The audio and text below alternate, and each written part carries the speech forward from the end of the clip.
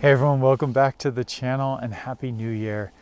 Today I'm hiking Cannon Mountain in the White Mountains National Forest in Franconia Notch State Park, and I wanted to bring you along to talk about my top 5 reasons for why it's better to hike in the winter than the summer in the White Mountains of New Hampshire. So come along with me and we'll do a quick top 5 and enjoy a hike up Cannon Mountain and Lonesome Lake in a beautiful part of the White Mountains as it's starting to snow.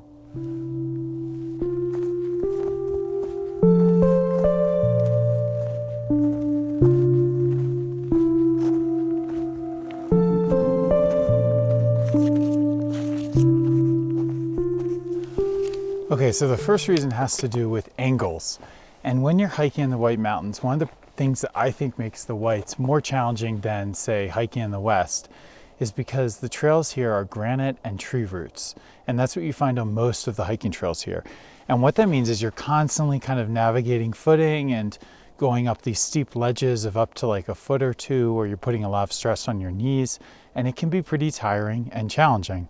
And it's hard going up and it's hard going down. And one of the things that happens in the winter, which is really cool, is the snow fills in, generally, a nice snowpack on the trail, and it creates a ramp. So instead of going up these big steps of inclines, you're essentially going up a continuous ramp. And that can make a big difference when you're going up a 20, 30, 40% incline.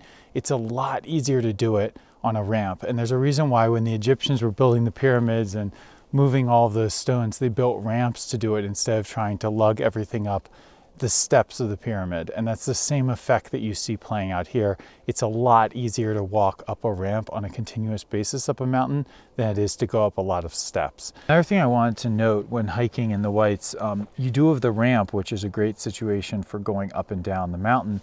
But because it's snowy and you typically have ice and hard snowpack, hiking boots will not cut it.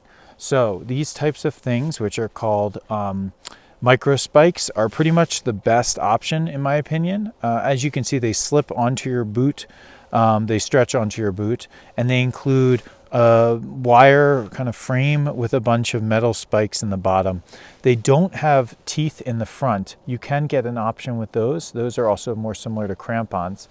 But these are about 40 to 50 bucks, and they are extremely good at traction on this type of terrain, which you can see is kind of a hard snowpack. They're also quite good on ice. You know, in my opinion, they're better than my hiking boots are in the summer. So hiking boots, just rubber soles on wet granite, slips pretty badly, and I've almost fallen a couple times. Whereas with these micro spikes in winter environments, even on ice, I feel like my boots are just clamped in and they're really good for traction. So you gotta hike with those, absolutely, if you're gonna hike in the winter in the Whites. Snowshoes are also important if you're breaking trail. So if there's a fresh snow or some sort of dramatic turn of weather, snowshoes can be really effective for keeping you on top of the snow as opposed to falling into snowdrifts.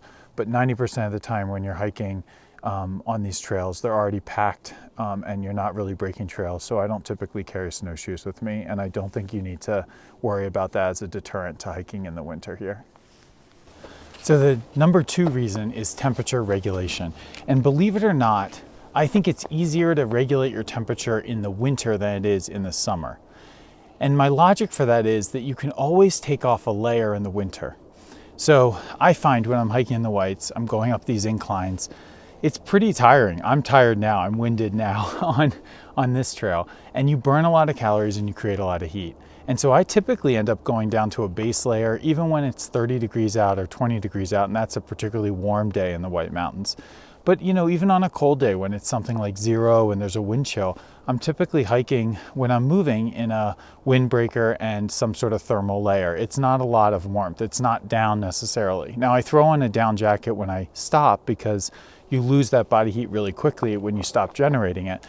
But the point of that is that you can always add layers, and the layers are relatively light and easy to add to your pack. In the summer, however, when you're hiking, you can only go down to your skin, and there's not much more you can do beyond that. So I find, when you're hiking in 80, 90 degree weather, you get pretty hot, and there's not that much you can do once you're at that level and you've taken off kind of everything but your t-shirt. I do not want to downplay, though, the importance of properly equipping yourself when you're hiking in the White Mountains in particular. The weather can change dramatically. The temperatures go from 30 degrees at the base to negative something 10 or something like that at the top of a mountain. There's typically a pretty severe wind chill. So being really thoughtful about your layers is important. So on the point of properly equipping yourself, I think it's really important, and this is something you have to find what works for you. But in the White Mountains, I found a general kit that works from about 30 degrees at the top end to around 0 degrees at the bottom end. Is a 3-layer system on the top and the bottom.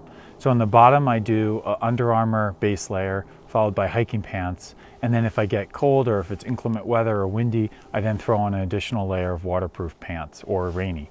On the top, I do similar situation. So I do a bottom layer of a thermal, whether that's like a polyester or smart wool. Then I do a thermal layer like this one, which is an Arc'teryx hoodie that just adds an additional layer of warmth. And then I do a shell. And in this case, I've got my rain jacket, which is a Rab waterproof shell with a hood as well. I also then carry with me sometimes a really heavy jacket if it's particularly cold. So I bring a down jacket in my pack, or in this case, I have a down sweater from Patagonia, which is an additional thermal layer that I'll throw on the top if I get cold. I bring a balaclava, which is a thing that goes over your head and just leaves an opening for your eyes. That is a good thing to retain warmth if you're in a bad situation. And I even bring ski gloves and ski liners, which are these, which I'm wearing now, to keep my hands warm. I have brought ski goggles before as well, and a hat just to be safe, but I've never actually used them. So from my perspective, that kit is pretty good. It's 3 on the top and 3 on the bottom, with an additional 4th layer on the top that I use a down sweater if I get particularly cold or I stop moving.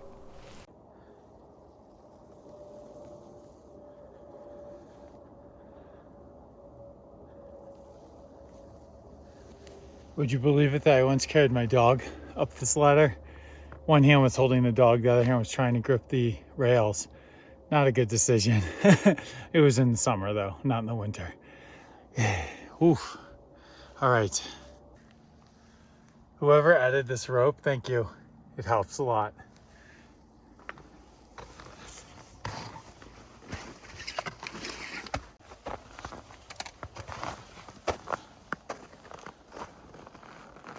Those views though, not too shabby. Okay, the third reason for why I think it's better to hike in the Whites in the winter is that there are no people. And this is a huge win. In the summer, the Whites get really crowded. We've talked about fall on this channel before, just how incredibly busy it gets here. With good reason, it's incredibly beautiful and it's lovely to be here in the fall when the leaves are changing. But in the winter, everyone's scared away and you get diehard hikers and people who are a little eccentric, and it's great. So hiking in the Whites in the winter is more an experience of solitude, of mindfulness and peacefulness. And so I really recommend it as an experience if you want to get away from people for a day and just breathe in really nice, chill, brisk air and just take it all in without the bustle of the city or even of the busy trail.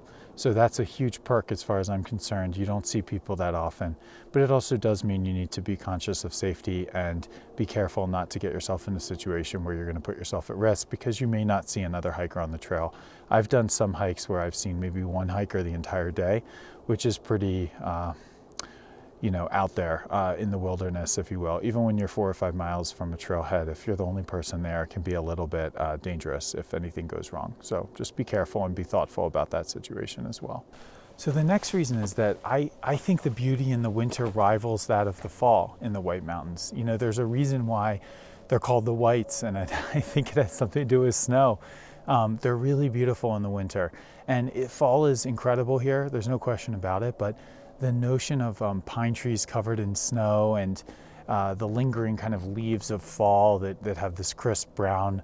As the snow comes in, it really pops, and there's just this beauty to the White Mountains and the contrast between white and green. I always think of the Vermont colors, even though, we're in New Hampshire. And so anyway, I just think there's a lot of natural beauty this time of year that's a little underappreciated when you think about the whites and you think about fall as kind of the first season that comes to mind. So definitely go for the beauty. It's a good time of year to visit and to appreciate nature and nature's beauty.